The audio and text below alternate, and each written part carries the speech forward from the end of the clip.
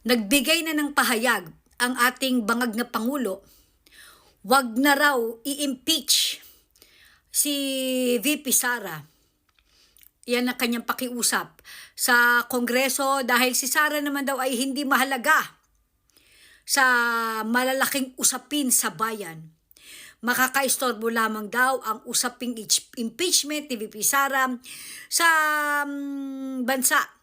Kaya hanggat maaari, ang sabi ni Pangulong Bangag, wag nang file ng impeachment case si VP Sara.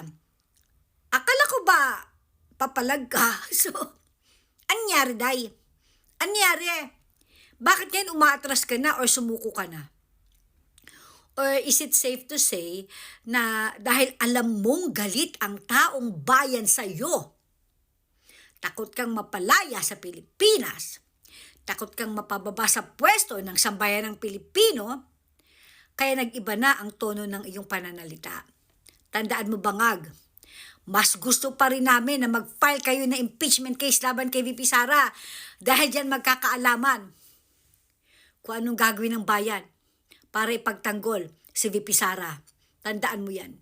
Hindi rin nakaganda yung sinabi mo na wag na i-impeach si VP Sara. Tandaan mo, hindi mababago ng sinabi mo yan ang pagtingin namin sa iyo, Bangag na Pangulo.